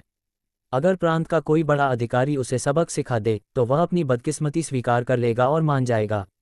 लेकिन जिस व्यक्ति ने उसके साथ व्यवहार किया वह असल में एक सुंदर लड़का था जिसकी कोई पृष्ठभूमि नहीं थी। स्वाभाविक रूप से आरव खन्ना ये सुनकर चुप रह गया। श्रीमान जहान, क्या आप कह रहे हैं कि यह लड़का सिर्फ दामाद है? ये सुनकर आरव खन्ना को थोड़ा यकीन नहीं हुआ। एक दामाद ने आरव खन्ना का हाथ अपंग करने की हिम्मत कैसे की? उसे इतनी हिम्मत कहाँ से मिली? ये क्षमता कहाँ से आए? माधव खन्ना ने ठंडी सांस ली और आरव खन्ना को जवाब दिया। ये देखकर कि माधव खन्ना बकवास नहीं कर रहा था, आरव खन्ना का चेहरा अचानक काला पड़ गया। उसने शुरू में सोचा था कि लिन बुफान की पृष्ठभूमि असामान्य है, लेकिन उसे उम्मीद नहीं थी कि वह बस एक सुंदर लड़का है। तो जहरीली लैम्बोर्गिनी उसकी नहीं है, बल्कि वह इशिता सिंह की है। इशिता सिंह की संपत्ति अरबों में है, इसलिए यह आश्चर्य की बात नहीं है कि उसने लगभग 500 मिलियन की एक लग्जरी कार खरीदी। लड़के, मैं तुम्हें क्या समझता हूँ? पता चला कि तुम तो बस एक सुंदर लड़के हो जिसे इशिता सिंह ने पाला है। ये सोचकर आरव खन्ना का गुस्सा और बढ़ गया और वह तुरंत राजवीर ठाकुर की ओर चल पड़ा। एक सुंदर लड़के की हिम्मत कैसे हुई तान्या राठौर के लिए उससे प्रतिस्पर्धा करने की? बस अभिभूत, आरव खन्ना ने ऊंची आवाज में बात की जिसने तुरंत कई लोगों का ध्यान आकर्षित किया। यहां तक कि इशिता सिंह ने भी यह सुना और उसका चेहरा और भी बदसूरत हो गया, लेकिन उसने कुछ नहीं कहा। दूसरी ओर तान्या राठौर ने असंतुष्ट होकर कहा, आरव खन्ना कृपया ध्यान से बोलें। तान्या राठौर, क्या आपको नहीं पता इस लड़के की शादी किंग ग्रुप के चेयरमैन इशिता सिंह से बहुत पहले हो चुकी है और उसने किन परिवार में भी शादी कर ली है। अब वह आपके साथ है। जाहिर है कि वह आपसे झूठ बोलना चाहता है, लेकिन आप मूर्ख मत बनिए। आरव खन्ना बहुत चिंतित दिखे और उन्होंने तान्या राठौर को याद दिलाया कि राजवीर ठाकुर के बहकावे में न आए। हालांकि तान्या राठौर ने कहा, मुझे पता है कि वह शादीशुदा है, लेकिन अगर वह शादीशुदा है तो क्या हुआ? क्या हम फिर से तलाक नहीं ले सकते? आप आरव खन्ना को तान्या राठौर से ऐसा कहने की उम्मीद नहीं थी। यह क्या है? क्या आप 3 बातें जानते हैं? राजवीर ठाकुर भी थोड़ा हैरान हुए। हालांकि वह कुछ हद तक सीधे हैं, लेकिन तान्या राठौर इतने सक्रिय हैं, उन्हें ये कैसे महसूस नहीं हो सकता कि दूसरे पक्ष की उनमें बिल्कुल भी दिलचस्पी है। लेकिन राजवीर ठाकुर को उम्मीद नहीं थी कि तान्या राठौर सबके सामने ऐसा कहेगी। हालांकि उसका और इशिता सिंह का कोई रिश्ता नहीं था, फिर भी वे ऊपरी तौर पर एक जोड़े थे और बाहरी लोगों को असलियत का पता नहीं था। अगर तान्या राठौर ने ऐसा कहा तो क्या यह उसकी अपनी प्रतिष्ठा को धूमिल करने के समान नहीं होगा? लोग गलतफहमी में उसे एक रखेल समझते हैं जो दूसरों की शादियां बर्बाद करती है। क्यों परेशान हो? राजवीर ठाकुर ने सिर हिलाया। उसे तान्या राठौर के ऐसा करने लायक कोई बात नहीं सूझी। सीधे आदमी, मैं तुम्हें सचमुच पसंद करती हूँ। मुझे परवाह नहीं कि दूसरे मेरे बारे में क्या सोचते हैं। तान्या राठौर शर्मा गई और उसने सबके सामने राजवीर ठाकुर से अपने प्यार का इजहार कर दिया। ये दृश्य देखकर आरव खन्ना की आंखें फटी की फटी रह गईं। वह सुरक्षा ब्यूरो के निदेशक का बेटा है, अभी तक अविवाहित, लेकिन एक शादीशुदा सुंदर लड़के जितना अच्छा नहीं। वह तुरंत क्रोधित हो गया और राजवीर ठाकुर को धमकी दी, लिन, मुझे परवाह नहीं है कि आपने तान्या में क्या परमानंद डाला है। अब से तुम तान्या से दूर रहो, वरना मैं तुम्हें पछताने पर मजबूर कर दूंगी। आरव खन्ना की धमकी का सामना करते हुए राजवीर ठाकुर ने उसकी ओर देखा और शांति से कहा, ये तुम्हारा कोई काम नहीं है। अध्याय 74, धिक्कार है, मैं तुम्हें शर्मिंदा कर रहा हूँ। आरव खन्ना ने शुरू में सोचा था कि उसने राजवीर ठाकुर की पहचान उजागर कर दी है और दूसरा पक्ष डर जाएगा और यहाँ तक कि दया की भीख मांगने के लिए घुटने टेक देगा। लेकिन उसने यह उम्मीद नहीं की थी कि राजवीर ठाकुर ने फिर भी उसे अनदेखा कर दिया और यहाँ तक कह दिया कि उसे इससे कोई फर्क नहीं पड़ता। गुस्से में आरव खन्ना ने तुरंत आगे बढ़कर राजवीर ठाकुर को मुक्का मार दिया। बगल में तान्या राठौर ने इसके बारे में सोचा भी नहीं और तुरंत अपने पीछे राजवीर ठाकुर की रक्षा के लिए आगे बढ़ी। ये देखकर आरव खन्ना के हाव भाव थोड़े बदल गए। अप्रत्याशित रूप से तान्या राठौर राजवीर ठाकुर की इस तरह रक्षा करेगा, लेकिन जब उसने अपनी मुट्ठी वापस लेनी चाही तब तक बहुत देर हो चुकी थी। मुट्ठी तान्या राठौर के चेहरे पर गिरने वाली थी। तान्या राठौर ने घबराहट में अपनी आंखें बंद कर लीं, मार खाने के लिए तैयार। हालांकि इस समय तान्या राठौर को अचानक लगा जैसे उसका वजन कम हो गया हो। उसका पूरा शरीर जमीन से अलग होकर तैरने लगा था। उसने आश्चर्य से अपनी आंखें खोलीं और यह जानकर चौंक गई कि वह किसी कारण से राजवीर ठाकुर से पीछे पड़ गई थी। राजवीर ठाकुर को फिर से देखते हुए उसकी जैद जैसी हथेली पहले ही आरव खन्ना के शरीर पर आ चुकी थी। फट! इस हथेली के थप्पड़ ने आरव खन्ना को मौके पर 2 बार घुमा दिया। तुमने मुझे मारने की हिम्मत की। उसने अपना चेहरा ढक लिया और अविश्वास में राजवीर ठाकुर को देखा। क्यों? आपको केवल कार्रवाई करने की अनुमति है और मुझे वापस लड़ने की अनुमति नहीं है। राजवीर ठाकुर ने ठंडे स्वर में कहा, यह सही है। अगर तुमने वापस लड़ने की हिम्मत की तो मैं चाहता हूं कि तुम मर जाओ। आरव खन्ना थोड़ा हिस्टेरिकल था। ठीक यही उसने सोचा था। आरव खन्ना के लिए जब वह किसी को मारता है तो दूसरा व्यक्ति केवल उसके चेहरे से ही उसे मार सकता है, इसलिए वह वापस लड़ने की हिम्मत कैसे कर सकता है? बेवकूफ़! आरव ठाकुर की सामान्य अभिव्यक्ति को देखकर राजवीर ठाकुर अब उससे बात भी नहीं करना चाहता था। इतने बेवकूफ़ के साथ इतने लंबे समय तक रहने के बाद उसे चिंता हुई कि वह भी बेवकूफ़ बन जाएगा। भाड़ में जाओ! राजवीर ठाकुर को खुद को बेवकूफ़ कहकर डांटते हुए सुनकर आरव खन्ना इतना गुस्से में था कि उसे खून की उल्टी होने लगी। उसने अचानक अपने अंडरवियर की जेब से कैंची निकाली। मिस्टर झांग, अपने साथ कैंची क्यों लाए हैं? कैंची क्या? यह एक हत्या का चाकू है। मुझे डर है कि आज पार्कवे बिल्डिंग पर खून के छींटे पड़ेंगे। हो, तो क्या आप पुलिस को बुलाना चाहते हैं? रिपोर्ट करो, मैं सुरक्षा ब्यूरो का प्रमुख हूँ। अगर वह इस बच्चे को मार भी डाले तो भी कोई बात नहीं। सभी ने देखा कि आरव खन्ना ने अचानक कैंची निकाली। कुछ लोगों को पता नहीं था कि क्यों, लेकिन दूसरों को पता था कि क्या हो रहा है। आरव खन्ना के पिता जानते थे कि वह बाहर हमेशा परेशानियां खड़ी करता रहता है। हालांकि कभी कभी वह उसे कुछ कहते भी थे पर हमेशा आंखें मूंद लेते थे। उसके पिता ने उसे कैंची लाने की भी याद दिलाई, क्योंकि कैंची कोई नियंत्रित औजार नहीं है और इसे अपने साथ ले जाया जा सकता है, और अगर आप इसे किसी को चोट पहुंचाते हैं तो इसे जानबूझकर की गई चोट कहना मुश्किल है। इसलिए जब भी आरव खन्ना किसी को कैंची से चोट पहुंचाता, उसके पिता खुद इसे एक दुर्घटना का रूप दे देते ताकि आरव खन्ना सजा से बच सके। आरव खन्ना शुरू में कैंची लाने में थोड़ा हिचकिचा रहा था। आखिरकार ये चीजें लोहे की छड़ों या छुरियों से कहीं कम डरावनी होती हैं।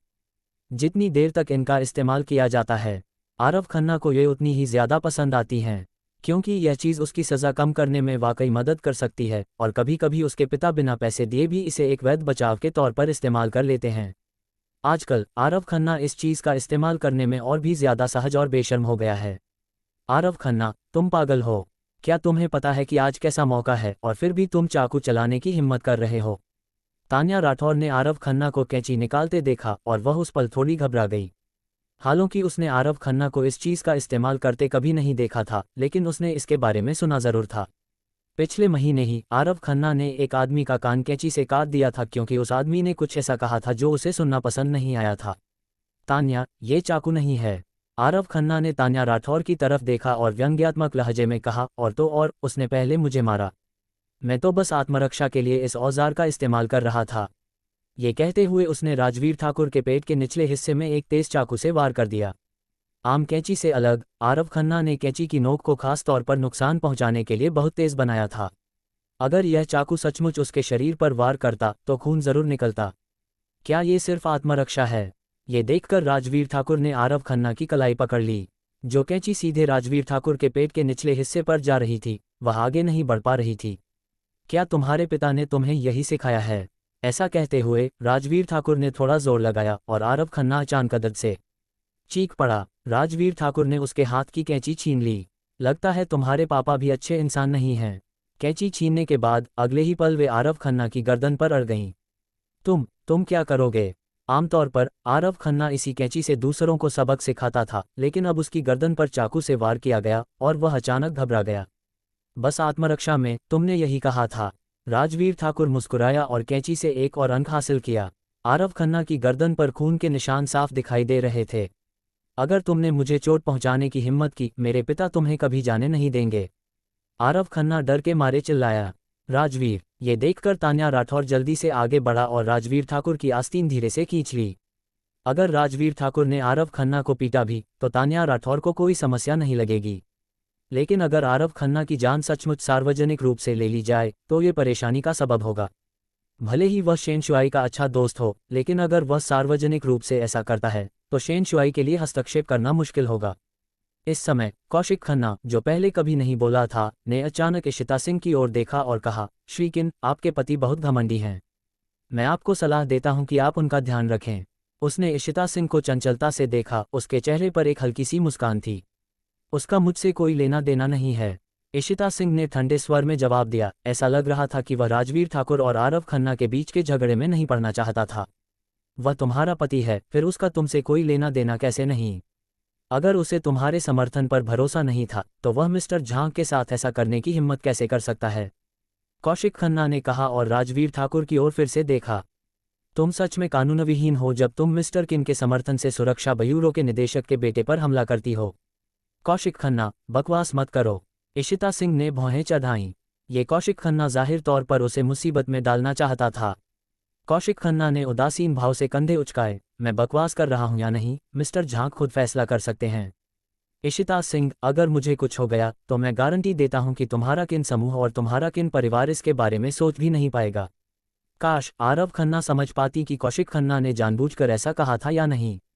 आखिरकार सबको पता है कि त्यान की समूह किन समूह का अधिग्रहण करना चाहता है और कौशिक खन्ना 1-2 दिन से ज्यादा समय से इशिता सिंह के साथ सौदा करना चाहता था। लेकिन उस समय आरव खन्ना को इसकी जरा भी परवाह नहीं थी और उन्होंने तुरंत इशिता सिंह को धमकी दे दी। सुरक्षा ब्यूरो के निदेशक के बेटे को नाराज करना वाकई इशिता सिंह के लिए समझदारी भरा फैसला नहीं था। उन्होंने कुछ देर सोचा और राजवीर ठाकुर से थोड़ी झुंझलाहट के साथ कहा, तुम मिस्टर झांग को नाराज नहीं कर सकते, उन्हें जाने दो। अध्याय 75। राजवीर ठाकुर ने इशिता सिंह पर नजर डाली और एक पल बाद कैंची एक तरफ फेंक दी। तान्या राठौर ने यह देखकर राहत की सांस ली। अगर आरव खन्ना में वाकई कोई कमी है तो अपने पिता के सुरक्षात्मक स्वभाव के साथ वह मुश्किल में पड़ सकता है। इशिता सिंह ने बस कुछ कहा और राजवीर ठाकुर ने सुन लिया। इससे तान्या राठौर को थोड़ी जलन हुई। आखिरकार उसने ही तो सबसे पहले राजवीर ठाकुर को मनाया था। ये देखकर कि राजवीर ठाकुर ने उसे जाने दिया, आरव खन्ना को और भी यकीन हो गया कि राजवीर ठाकुर ही वह सुंदर लड़का है जिसे इशिता सिंह ने पाला है, वरना वह इशिता सिंह की बातों का पालन कैसे कर सकता था। ये सोचकर आरव खन्ना ने अपना सिर घुमाया और इशिता सिंह से कठोरता से कहा, इशिता सिंह, तुम्हें मुझे इस मामले का स्पष्टीकरण देना होगा, वरना मैं अपने पिता से तुम्हारी कंपनी बंद करने के लिए ज़रूर कहूँगा। आरव खन्ना के पिता झांगदा त्यानलिन सिटी सुरक्षा ब्यूरो के निदेशक हैं। तार्किक रूप से वह किन समूह को नियंत्रित नहीं कर सकता, लेकिन अगर आप सचमुच परेशानी खड़ी करना चाहते हैं तो यह आसान है। आखिरकार उसका पद तो है ही, और वह अपनी भ्रातृ इकाइयों को नमस्ते कहकर भी किन समूह को शर्मिंदा करने के बहाने ढूंढ ही लेता है, चाहे वह अग्निशमन हो या औद्योगिक और वाणिज्यिक। इशिता सिंह को इसमें कोई संदेह नहीं है। आखिरकार किन समूह की अध्यक्ष होने के नाते उसे इन लोगों से काफ़ी निपटना पड़ता है। राजवीर ठाकुर, मिस्टर झांग से माफ़ी मांग लो, इशिता सिंह ने कुछ शर्मिंदगी के भाव से कहा। माफ़ी मांगी? क्यों? राजवीर ठाकुर ने भौहें चढ़ाई। आरव खन्ना को जाने देकर उसने इशिता सिंह को पहले ही शर्मिंदा होने से बचा लिया था, लेकिन इशिता सिंह ने असल में उससे आरव खन्ना से माफ़ी मांगने के लिए कहा था। मुझे सच में समझ नहीं आ रहा कि यह महिला क्या सोच रही है। अगर तुमने मिस्टर झांग को मारा है तो तुम्हें माफ़ी मांगनी चाहिए, इशिता सिंह ने कहा। इशिता सिंह, मैं तुम्हें और मुझे पति पत्नी समझ रहा हूँ। मैंने तुम्हें बहुत इज्जत दी है, इसलिए अपना मुंह मत छुओ। राजवीर ठाकुर ने इशिता सिंह को ठंडेपन से देखा। अगर यह किन परिवार के बूढ़े आदमी का चेहरा न होता तो राजवीर ठाकुर इस औरत से कभी कोई बातचीत नहीं करती, जो सही गलत में फ़र्क नहीं करती। उसे इज्जत देना तो दूर की बात है। राजवीर ठाकुर की बात सुनकर इशिता सिंह का चेहरा भी ठंडा पड़ गया। राजवीर ठाकुर, तुम भी जानती हो कि हम पति पत्नी हैं और हम दोनों फलते फूलते और दुख पाते हैं, क्या तुम नहीं समझती? इशिता सिंह के विचार में राजवीर ठाकुर एक उपद्रवी है। उसने हर जगह मुसीबतें खड़ी की, लेकिन अंत में उसे अपनी गंदगी साफ करने के लिए उसी पर निर्भर रहना पड़ा। जो लोग नाराज हैं वे उसे, किन परिवार और किन समूह को भी निशाना बनाएंगे। यह अच्छी बात है, समृद्धि और विनाश दोनों। बगल में खड़ा तान्या राठौर अब और नहीं सुन पा रहा था। इशिता सिंह, मुझे लगता है कि हर कोई इसे देख सकता है और राजवीर ठाकुर की कोई गलती नहीं है। जिस व्यक्ति ने उसे सबसे पहले उकसाया था वह आरव खन्ना था। जब उसने राजवीर ठाकुर को अपमानित किया और उस पर हमला किया तो आप खड़े क्यों नहीं हुए? क्या ये सच नहीं है कि दोनों समृद्ध और सामंजस्यपूर्ण रहेंगे? एक पत्नी होने के नाते जब आपके पति को अपमानित किया गया था तो आप उनका बचाव करने के लिए आगे नहीं आईं। जब उन्होंने विरोध किया तो आप खड़ी हुईं और उनसे माफ़ी मांगने को कहा। क्या आपको लगता है कि यह सम्मान की बात है? अगर कोई और यह कहता तो इशिता सिंह थोड़ी शर्मिंदा होती, लेकिन जब तान्या राठौर ने यह कहा तो इशिता सिंह बेहद ऊब गई। खासकर जब मैं उस दृश्य के बारे में सोचती हूँ जब तान्या राठौर केवल एक टी शर्ट पहने हुए सम्राट के अमर महल से बाहर निकली और परिचारिका होने का दावा किया। इशिता सिंह ने गुस्से से कहा, यह मेरे और उनके बीच का मामला है, बाहरी होने की आपकी बारी नहीं है। हाँ, आपने ऐसा कहने की हिम्मत की। तान्या राठौर ने इशिता सिंह को तिरस्कार से देखा। ये सच है कि आप एक जोड़े हैं, लेकिन क्या आपने शादी के बाद कभी उनके लिए खाना बनाया है? क्या आपने कभी कुछ दिल को छूने वाला कहा है? क्या तुमने उसके लिए कपड़े धोए हैं? क्या तुमने उसका लिहाज किया है? क्या तुमने उसकी परवाह की है? क्या तुम्हारे मन में कभी ज़रा सी भी कोमलता आई है? शादी के प्रमाण पत्र के अलावा तुमने उसके लिए कुछ नहीं किया और फिर भी मुझे बाहरी कहने की हिम्मत है। तान्या राठौर के पूछने पर इशिता सिंह अवाक रह गई। उसने एक पत्नी के रूप में अपनी जिम्मेदारियां नहीं निभाई, और ऐसा इसलिए था क्योंकि उसने कभी राजवीर ठाकुर को अपना पति नहीं माना, और इशिता सिंह को राजवीर ठाकुर के लिए किसी भी तरह का दुख नहीं था। अगर उसने अमन सिंह से भीख मांगने के लिए किन समूह के 20.00% शेयर न दिए होते तो वह डाकू नेता राजेश ठाकुर की समस्या सुलझाने के लिए सेनापति को कैसे आमंत्रित कर पाती? अगर उसने हैतांग से भीख न मांगी होती और माधव खन्ना को धमकी न दी होती तो बहुआलिन बार का मामला आसानी से सुलझ नहीं पाता। स्वाभाविक रूप से इशिता सिंह ने तान्या राठौर को इन बातों के बारे में नहीं बताया, क्योंकि उसे लगा कि उसका ज़मीर साफ है। इशिता सिंह को बिना किसी स्पष्टीकरण के चुपचाप खड़ा देखकर तान्या राठौर ने आगे कहा, इशिता सिंह, क्या तुम्हें लगता है कि तुम बहुत अच्छी हो और राजवीर ठाकुर तुम्हारे लायक नहीं है? मैं तुम्हें जिम्मेदारी से बता सकती हूँ कि तुम गलत हो, बहुत गलत। तुम जैसी खुद को साबित करने वाली औरत कभी नहीं जान पाएगी कि तुम्हारे बगल वाला आदमी कितना बेहतरीन है।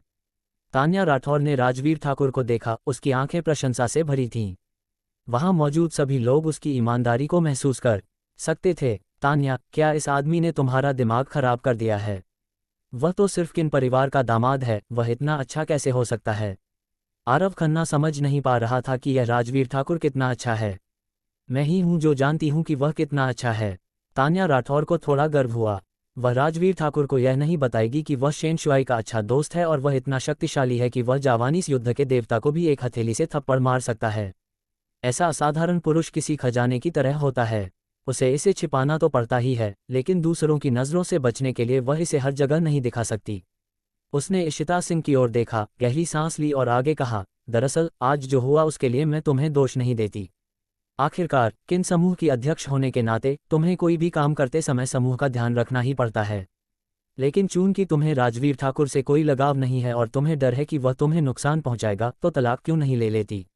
जब तक तुम उसे तलाक दे दोगी, चाहे वह कुछ भी करे या किसी को भी ठेस पहुंचाए, इससे तुम्हारा कोई लेना देना नहीं होगा।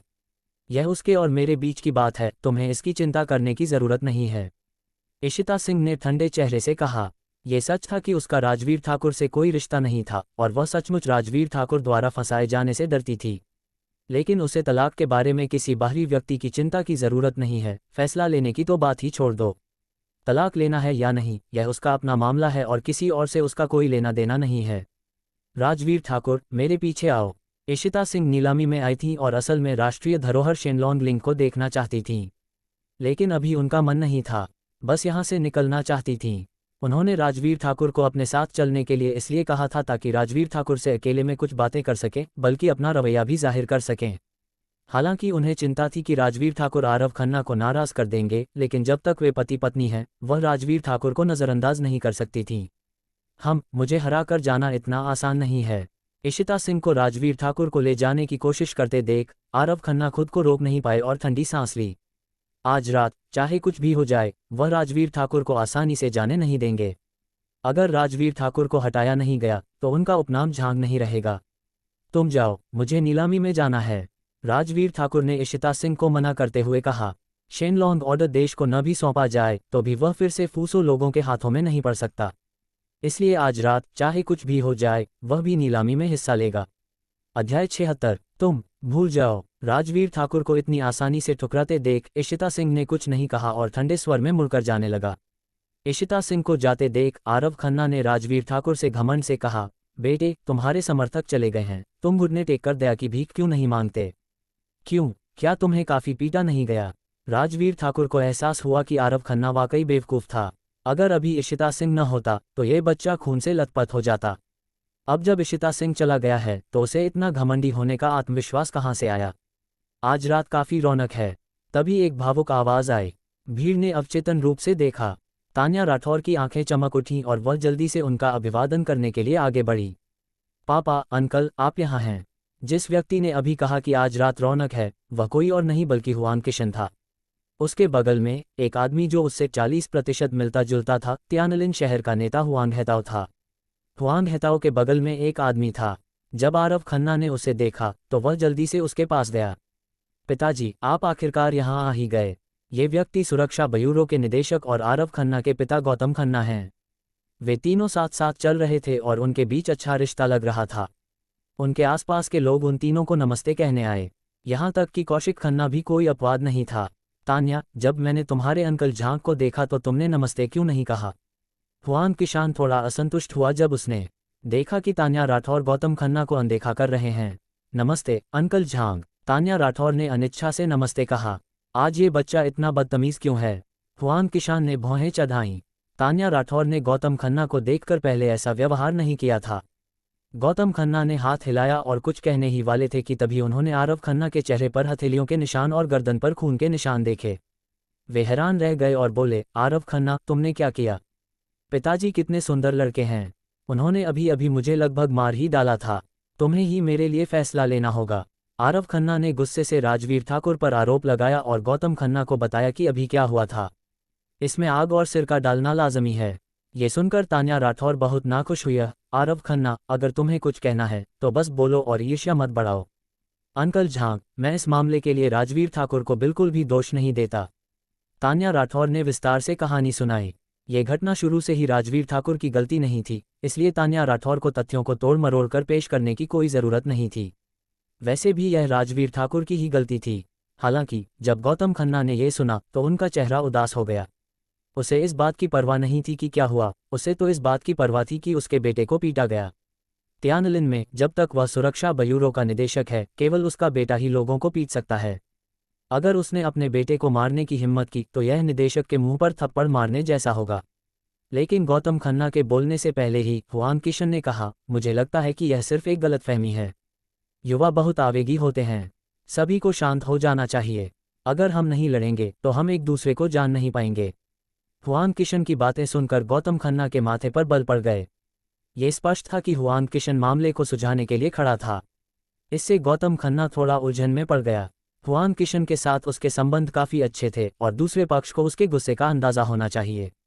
इस समय वह मामले को सुलझाने के लिए खड़ा हुआ और उसका रवैया पहले से ही राजवीर ठाकुर की ओर झुका हुआ था। बूढ़े हुआन, तो आप इस मामले में हस्तक्षेप करने की योजना बना रहे हैं? गौतम खन्ना ने कुछ असंतोष के साथ हुआन किशन को देखा। इस समय हुआन हेताओ ने अचानक कहा, झांगजू, मुझे लगता है कि हमें युवाओं को अपनी समस्याएं खुद सुलझाने देनी चाहिए। हुआन हेताओ की बातों ने गौतम खन्ना को और भी हैरान कर दिया। वह समझ नहीं पा रहा था कि शहर की राजधानी भी इस युवक के पक्ष में क्यों बोल रही है। क्या इसका कोई इतिहास हो सकता है? इससे गौतम खन्ना काफी शांत हो गए। वह हुआन किशन को तो नजरअंदाज कर सकते थे, लेकिन शीशों को तो नजरअंदाज करना ही था। इस राजवीर ठाकुर की पहचान के बारे में ये निजी तौर पर पूछताछ के बाद ही पता चलेगा। अगर वाकई कोई मूल है तो इस मामले पर आगे चलकर चर्चा होनी चाहिए। ये सोचकर गौतम खन्ना ने कहा, चून की शहर राजधानी से जुड़ा हुआ है। शहर प्रमुख, निदेशक झांग और बॉस हुआंग, आपको शायद पता नहीं होगा कि यह राजवीर ठाकुर बहुत घमंडी है। कौशिक खन्ना ने अचानक गौतम खन्ना की बात काटते हुए कहा, वह मिस्टर किन पर अपने समर्थक के रूप में निर्भर है। वह बिल्कुल अधर्मी है। मिस्टर किन? कौन से मिस्टर किन? गौतम खन्ना ने अवचेतन मन से पूछा। कौशिक खन्ना ने कहा, बेशक, ये किन समूह का अध्यक्ष इशिता सिंह है। कौशिक खन्ना ने कहा, वह इशिता सिंह का पति है। उसने किन परिवार में शादी की है। वह अपनी पत्नी पर भरोसा करता है कि वह एक धनी व्यक्ति है और बेईमानी से काम करता है। उसने न केवल मास्टर लिंक को पीटा, बल्कि मेरे चचेरे भाई माधव खन्ना के भी दोनों हाथ कट गए। कौशिक खन्ना ने कहा और माधव खन्ना को खींच लिया।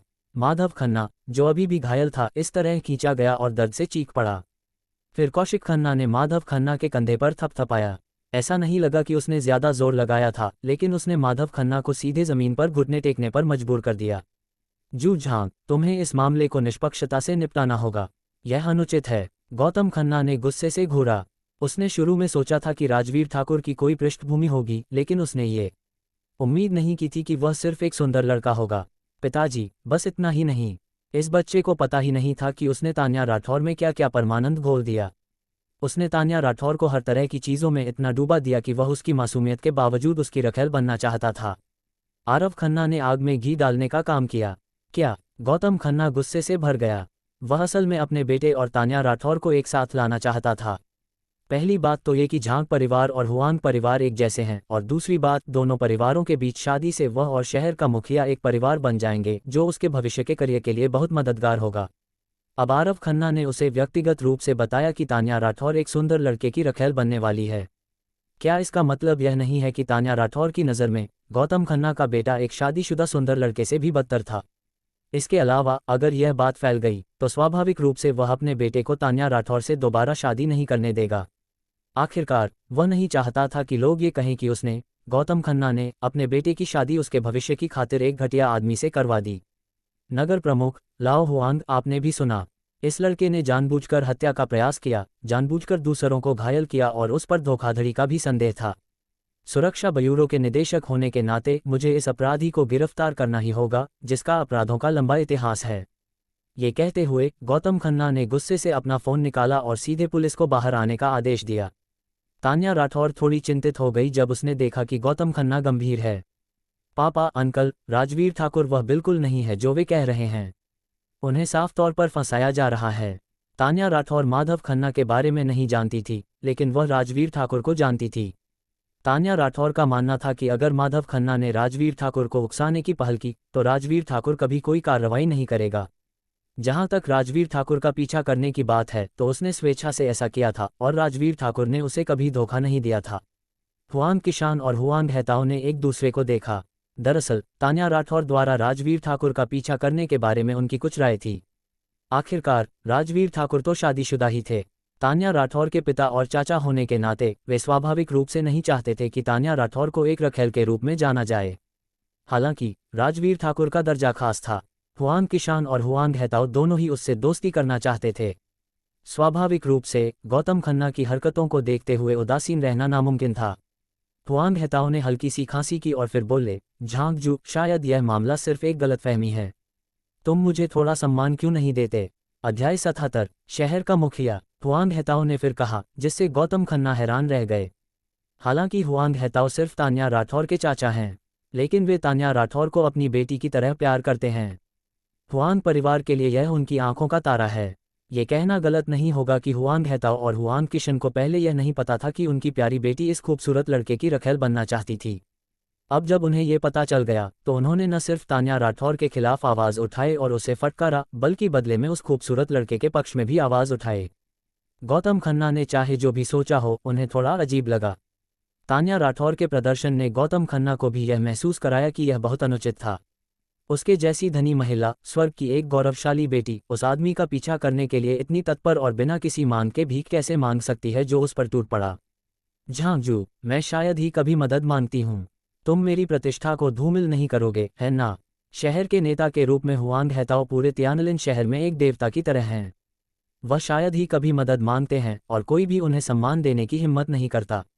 गौतम खन्ना ने भौहें चढ़ाए।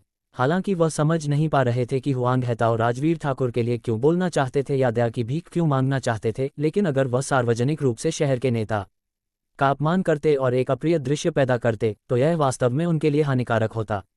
लेकिन अगर इस मामले को यूं ही छोड़ दिया जाए तो उनकी इज्जत कैसे गिरेगी? जब गौतम खन्ना हुआंग हेताओ को ये सम्मान देने में हिचकिचा रहे थे, तभी एक मजाकिया आवाज़ आई। चीफ हुआंग वास्तव में एक शक्तिशाली अधिकारी हैं। यहाँ तक कि निर्देशक को भी संदिग्धों की गिरफ्तारी में हस्तक्षेप करना पड़ा। झेंग की आंखें आज सचमुच खुल गई। जैसे ही ये शब्द निकले, यह एक जबरदस्त झटका था। तियानलिन शहर में कौन ऐसी बेतुकी टिप्पणी करने और शहर के नेता पर आरोप लगाने की हिम्मत करता है? सभी ने शब्दों का पालन किया और यहाँ तक कि हुआंग हेताओ ने भी भौहें चढ़ाई और उस व्यक्ति को देखा। मैंने देखा कि जो व्यक्ति आया था वह लंबा चौड़ा या दुबला पतला नहीं था, लेकिन उसकी आंखें ऊर्जावान थीं। भाई झेंग, आप ठीक हैं? जब कौशिक खन्ना ने उस व्यक्ति को आते देखा तो वह मुस्कुराया और सीधे उसका अभिवादन करने चला गया। क्या ये भाईजान नहीं है? झेंग मिंगी ने कौशिक खन्ना को देखा और मुस्कुराते हुए उसका अभिवादन किया। बगल में मौजूद सभी लोग ये दृश्य देखकर स्पष्ट रूप से नाखुश थे, खासकर हुआंग किशन, जिसने असंतुष्ट होकर कहा, श्रीमान जान, आपके सबसे बड़े भाई बहुत साहसी हैं। उन्होंने आप पर आरोप लगाने और आपको शहर की राजधानी से भगाने की भी हिम्मत की। बॉस हुआंग, मेरे सबसे बड़े भाई बहुत मुखर हैं और उनका स्वभाव बहुत गुस्सैल है, कौशिक खन्ना ने बिना किसी परवाह के कहा। इतना कहकर उसने हुआंग हेताओ और गौतम खन्ना की ओर फिर से देखा। चीफ हुआंग, निदेशक झांग, मैं आपका भव्य परिचय देना चाहता हूँ। मेरे सामने वाला व्यक्ति झेंग मिंगी है, उत्तरी प्रांत में लोंगटिंग के उपप्रमुख। ये शब्द निकलते ही सब फिर से चौंक गए। कई लोगों को एक साथ राहत मिली। कोई आश्चर्य नहीं कि किसी ने शहर के नेता से इस तरह बात करने की हिम्मत की। वह उत्तरी प्रांत में लोंगटिंग का उपप्रमुख निकला। प्रांतीय प्रमुख भी ऐसे व्यक्ति से मिलते समय विनम्र होता है। छोटे से तियानलिन शहर को नीची नज़र से देखना लोगों के लिए सामान्य बात है। हुआंग किशान और हुआंग हेताओ ने एक दूसरे को देखा।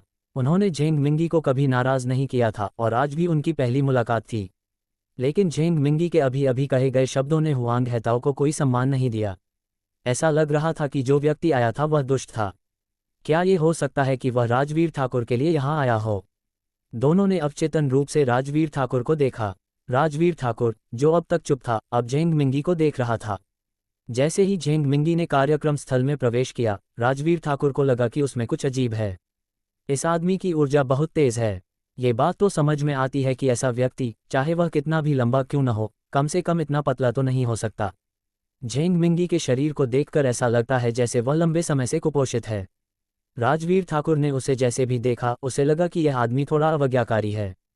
और राजवीर ठाकुर को आश्चर्य इस बात पर हुआ कि कौशिक खन्ना और झेंग मिंगी के बीच संबंध बहुत अच्छे लग रहे थे। ऐसा लगता है कि इस तियान की समूह की पृष्ठभूमि उसकी कल्पना से कहीं अधिक गहरी है। कौशिक खन्ना के पीछे न केवल प्रांतीय राजधानी है, बल्कि लोंगटिंग भी है। ये कोर्ट मास्टर झेंग निकला, जिसका नाम मैं लंबे समय से मानता आया हूँ। मैं गौतम खन्ना हूँ, तियानलिन शहर के सुरक्षा ब्यूरो का निदेशक। कृपया मास्टर झेंग का ध्यान रखें। झेंग मिंगी की पहचान जानने के बाद गौतम खन्ना ने जल्दी से उसका अभिवादन किया, मानो उसे खुश करना हो। यह एक असली बड़ा बॉस है और उसका दर्जा शहर के नेता हुआंग हेताओ से कहीं अधिक ऊंचा है। अगर वह उसके साथ अच्छे संबंध रख सकता है तो उसे हुआंग हेताओ का मुंह देखने की जरूरत नहीं है। निदेशक झांग, चिंता मत करो। जब तक मैं आज यहाँ हूँ, आपको निष्पक्ष रूप से कानून लागू करने से कोई नहीं रोक सकता। झेंग मिंगी ने एक ईमानदार भाव रखा और बोलते हुए उसने खास तौर पर हुआंग हेताओ की ओर देखा। हुआंग हेताओ कुछ भी न बोल पाने के कारण थोड़ा शर्मिंदा सा लग रहा था, लेकिन वह थोड़ा घबरा गया। तार्किक रूप से लोंगटिंग के लोगों का हुआंग हेताओ पर कोई नियंत्रण नहीं है और उन्हें ऐसा करने का अधिकार भी नहीं है। लेकिन वास्तव में बेई प्रांत में लोंगटिंग के उपप्रमुख के रूप में झेंग मिंगी का दर्जा हुआंग हेताओ से ऊंचा है। हालांकि वह इसे नियंत्रित नहीं कर सकता और उसे नियंत्रित करने का कोई अधिकार नहीं है। वह हुआंग हेताओ के आधिकारिक करियर को प्रभावित कर सकता है और प्रांत को सिर्फ एक अभिवादन शब्द कहकर हुआंग हेताओ को बर्खास्त करने का अधिकार भी रखता है। तो अब अगर हुआंग हेताओ राजवीर ठाकुर की मदद करना भी चाहता तो भी वह कुछ नहीं कर सकता था। राजवीर, क्या तुम सेनापति से संपर्क करना चाहोगे? तान्या राठौर ने चिंतित होकर राजवीर ठाकुर के कान में फुसफुसाया। अगर उसे पता होता कि आज रात ऐसा कुछ होगा तो उसे राजवीर ठाकुर को नीलामी में नहीं बुलाना चाहिए था। अब तो उत्तरी प्रांत के लोंगटिंग के उपप्रमुख भी झांग परिवार का पक्ष ले रहे हैं और हुआंग परिवार अब इस मामले को नियंत्रित नहीं कर पा रहा है। तुम उनसे किस लिए संपर्क कर रहे हो? ये सुनकर राजवीर ठाकुर ने शांति से पूछा। मुझे डर है कि तुम्हें नुकसान होगा, तान्या राठौर ने चिंतित होकर कहा। राजवीर ठाकुर मुस्कुराए और बोले, कुछ जो कर मुझे भी तकलीफ दे सकते हैं। तुम जरूरत से ज्यादा सोच रहे हो। शुक्रिया। फिर भी चाहे वह गौतम खन्ना और उसका बेटा कौशिक खन्ना हो या डोंग मिंगी ही क्यों न हो, राजवीर ठाकुर की नज़र में वे कुछ भी नहीं हैं। दूसरी ओर तान्या राठौर ने आज रात हर तरह से उसका बचाव किया, जिससे राजवीर ठाकुर को अच्छा लगा। मैं भी उसका तहे दिल से शुक्रिया अदा करती हूँ। तुम मेरे साथ इतनी विनम्र क्यों हो?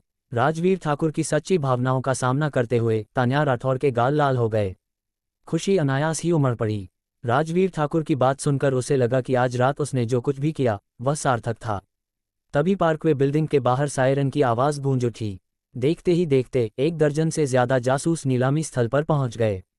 टीम का नेता 1.8 मीटर से ज्यादा लंबा है। उसने सुरक्षा बयूरों का चौगा पहना हुआ है और सीधा खड़ा है। बूढ़े जो, ये तुम क्यों हो? गौतम खन्ना ये देखकर हैरान रह गए कि टीम का नेतृत्व करने वाला व्यक्ति असल में करण राठौर था। करण राठौर उनके सुरक्षा बयूरो का उपनिदेशक है, जो बड़े और महत्वपूर्ण मामलों पर ध्यान केंद्रित करता है।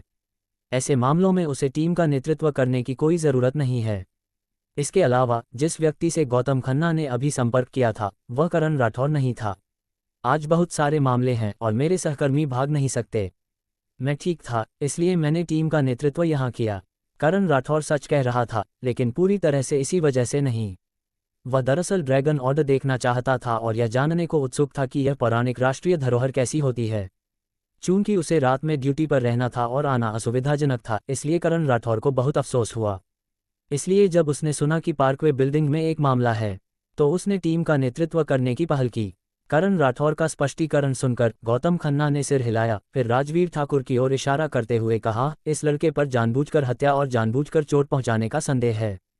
इसने अभी अभी मेरे बेटे को लगभग मार ही डाला था। इसे वापस ले जाओ और इससे अच्छी तरह पूछताछ करो। समझ गए? गौतम खन्ना का आदेश सुनकर करण राठौर ने अवचेतन रूप से सोचा कि कुछ बदकिस्मत आदमी गौतम खन्ना के बेटे को हराने की हिम्मत करेगा। उनके निर्देशक के रक्षात्मक रवैये को देखते हुए लगता है कि आज रात दूसरे पक्ष की हालत ज्यादा अच्छी नहीं होगी, कम से कम उसे अपनी खाल तो उधेड़नी ही पड़ेगी। लेकिन जब उसने गौतम खन्ना की ओर इशारा करते हुए देखा तो वह दंग रह गया।